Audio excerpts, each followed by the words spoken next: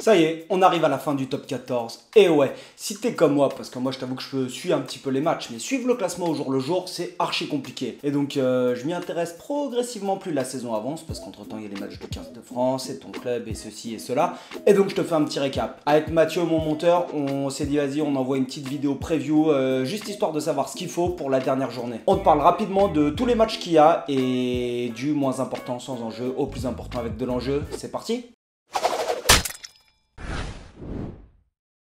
Le Loup 12e contre Toulouse 1er. C'est vraiment le seul match sans enjeu. Le Loup, même s'ils ont une victoire avec bonus offensif, ils peuvent terminer que 9e. Donc ils joueront pas la Champions Cup. Et le Loup, c'est un peu l'équipe mystère, c'est-à-dire que défensivement, c'est plutôt archi propre. C'est l'équipe avec le plus gros taux de plaquage, et notamment t'as Guyard qui est 3e meilleur plaqueur. 254 plaquages réussis quand même. Il a dû en perdre quelques-uns des neurones. Mais aussi 2e meilleur gratteur, 15 ballons grattés. Et Couillou, c'est le meilleur marqueur d'essai. Et donc tu te dis comment c'est possible qu'une équipe qui a l'air de performer n'y arrive pas. Et ah oui, ils ont une seule défaite à domicile contre le Stade Français. Et en fait, ils n'y arrivent pas parce qu'ils ont pris qu'un seul point à l'extérieur depuis le début de la saison. Un seul point au Racing. Après, ils ont eu pas mal de changements au niveau du staff, notamment avec Garba José qui est parti en pas très bon terme. Et la déclat très chaude de Couillou, on en parle? Une fessée déculottée, honnêtement, c'est la honte. La prestation qu'on a produite aujourd'hui, elle est horrible.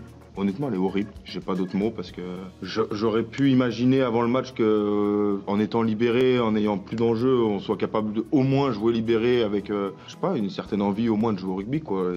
Aujourd'hui, quand je vois les 70 minutes qu'on fait après l'entame du match, c'est catastrophique. On comprend qu'en interne, ça a été archi compliqué. De son côté, Toulouse, à mon avis, eux, ils vont bien faire tourner. Ils récupèrent de la Champions Cup au calme. Et de toute façon, même quand ils envoient les espoirs, ils gagnent. Quand même, ça se trouve, Meafou est out pour le reste de la saison. Et ça peut leur faire mal. Donc le résultat, il est un peu dur à prévoir, mais je mets quand même une pièce sur Toulouse. UBB 4e contre Oyonnax 14e. Le seul enjeu, c'est l'UBB qui doit gagner pour rester dans le top 4. Après, l'UBB, ils ont deux porteurs qui est out. Ils ont Burios qui est out. Et tu prends l'exemple de Tatafou qui a été énorme pendant toute la saison, là tu sens qu'il est un petit peu moins tranchant, c'est peut-être la fatigue aussi qui se fait sentir. Tu vois, au vu du niveau des joueurs, ça peut être un peu mieux je pense. Là-dessus, évidemment, tu mets ta pièce sur l'UBB avec un bonus offensif, ils sont à domicile pour la dernière de la saison. Et la question, moi qui m'interroge, c'est quand même Jalibert, est-ce que sur les matchs à pression, il va enfin être le patron qui va te permettre de gagner les matchs? Clermont 10e contre Montpellier 13e. Montpellier, ils sont sûrs d'être 13e. Mais Clermont, avec un concours de circonstances, ils peuvent quand même passer. Si le Racing 92 prend 0 points, que l'USAP et le CAST ne gagnent pas et que Pau et l'ASM gagnent avec bonus offensif, ça se joue. Donc l'ASM, ils peuvent espérer le top 6, mais à mon avis, ce qu'ils vont viser, c'est plutôt le top 8. Et je vous avoue que l'ASM, ça a été l'équipe qui a été un peu dure à suivre, tu vois. Tu t'attends avec Curios et ses déclats que ça franchisse un cap, et pas tant que ça quand même sur la saison. Et c'est dommage, parce que leur saison, elle peut être réussie, hein,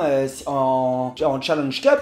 Ils peuvent perfer, mais ils le font pas. Et donc du coup, tu perds pas en Challenge Cup et tu perds pas non plus en top 14. Après, ils respectent les prérogatives du jeu, c'est-à-dire que c'est l'équipe qui a le plus fort taux d'occupation et le moins de cartons jaunes. Donc c'est une équipe qui est disciplinée, qui occupe le terrain, mais ça suffit pas. Le MHR, étant donné que la semaine d'après, ils jouent pour le match d'access, à mon avis, ils vont pas envoyer grand-chose à l'ASM. Ils vont garder des forces. Clairement, l'ASM prend le bonus offensif. Bayonne 11e contre Castres 8e. Pas beaucoup d'enjeux pour Bayonne, mais Castres est à 3 points du Racing. Après, aller jouer à Bayonne, c'est toujours compliqué. Mais les Castrés, on sait que c'est une équipe de casse-burn. C'est pas le plus joli des jeux, mais c'est un jeu qui est rudement efficace quand même. À mon avis, ça va être un match avec un duel de buteurs. Tu vas avoir Poplin vs Lopez. Les deux, ils sont en forme dans l'exercice, mais match bien haché. À mon avis, Castres, ça va mettre la guerre dans tous les rucks. Et il joue face quand même à Lopez, qui est plutôt jeune, qui arrive en fin de saison. Attends, par contre, en fin de saison, il est quand même archi fort. C'est-à-dire qu'il a pris 1892 minutes de temps de jeu cumulé et que sur les 25 matchs qu'il a joué, il a été titulaire 24 fois. Mais je mise sur Bayonne. Il joue à domicile et la Peña Bayona, allez hop, on connaît tous. Pau 9e contre l'USAP 7e. Alors là, ça commence à parler un peu. Mathématiquement, c'est le bordel, mais Pau, il peut toujours y croire, sauf s'ils sont en cas d'égalité avec le Racing où ils perdent en 1v1. Pour le coup, Pau, c'est l'équipe qui fait le moins tourner. Gaëtan et Atisogbe,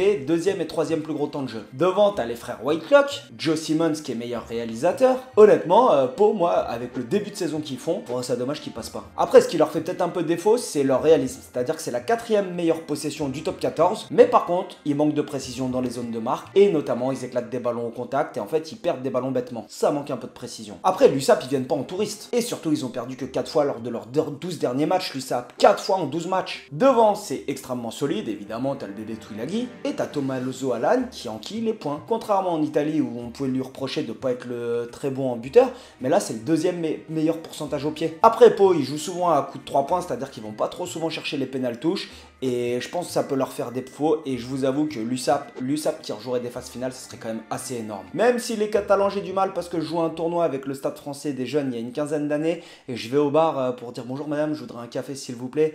La nana, elle me regarde comme ça, elle regarde à droite et elle dit « Qu'est-ce qu'elle veut la fille en rose là ?» Je suis là, oh. La Rochelle 5e contre le Racing 6e. Bon, le gagnant là, il est sûr d'être en top 6. Et l'autre, il a des chances de finir 7e. On a affaire à la Rochelle qui est la 3e meilleure équipe à domicile et le Racing la 2e meilleure équipe à l'extérieur. Après le Racing, pendant le tournoi de destination, ils ont peiné. 4 points en 5 matchs. À mon avis, leur saison, elle se joue là. Et le gros truc du Racing, c'est que ça leur ferait mal quand même parce qu'ils ont eu un gros recrutement et surtout, ils ont fait venir Lancaster qui cartonnait au Leinster, et du coup tu le fais venir en top 14, t'imagines si tu te qualifies pas, déjà t'es pas allé très loin en Champions Cup, mais si tu te qualifies pas sur les phases finales de top 14, l'investissement que t'as fait sur un coach, sur des joueurs, etc. pour pas y arriver. Après, première saison, hein, ça peut peut-être s'améliorer, et ça va s'améliorer. Après, La Rochelle, je vous avoue que la saison en Nancy pour les doubles champions d'Europe, t'as l'impression qu'à des moments ils sont là, et à d'autres moments ils sont là. Donc franchement, c'est point d'interrogation sur ce match-là. Il y a une chose est sûre, c'est que si tu veux te qualifier, là, faudra que tu ailles la chercher, ta place dans le top 6.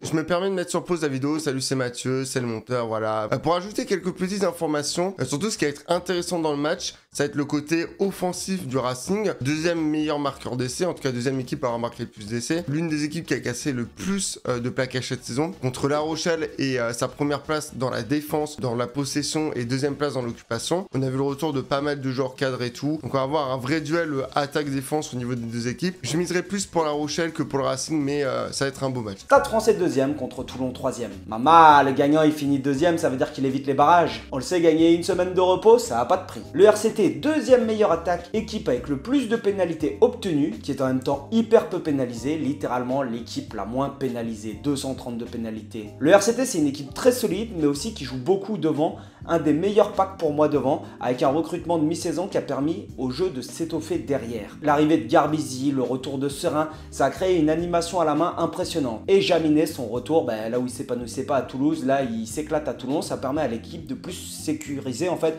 sur l'occupation et sur le jeu au pied. Alors que le Stade Français, c'est juste pas monstrueux niveau stats. Une des équipes les plus pénalisées, moyen dans les plaquages, 13e dans l'équipe avec le plus de franchissement, une des équipes avec le moins de possession et l'équipe qui a marqué le moins d'essais. Alors comment ça se fait que le Stade Français a été premier pendant une grande partie de la saison? Eh bah c'est un petit peu à l'image du 15 de France qu'on a eu avec le jeu de dépossession. T'as Karim Ghezal et Labitte qui sont arrivés et t'es en fait dans le pragmatisme et l'efficacité. L'équipe elle s'est aussi basée sur la défense avec l'entraîneur, j'ai mangé le nom de la défense du Stade Français qui a été redoutablement efficace en fait sur l'aspect défensif. Et après je sais pas si vous avez suivi mais toutes les dernières années, en fait ça fait 10 ans que quand t'as Stade Français Toulon, c'est des matchs qui se jouent à rien du tout. T'as une équipe qui va gagner chez l'un, puis chez l'autre, etc. Il y a eu beaucoup de matchs comme ça. Là franchement, match nul. Voilà, c'était une petite vidéo sans prise de tête pour te mettre en ambiance des phases finales. Je vais essayer de couvrir les phases finales de la manière le plus propre possible.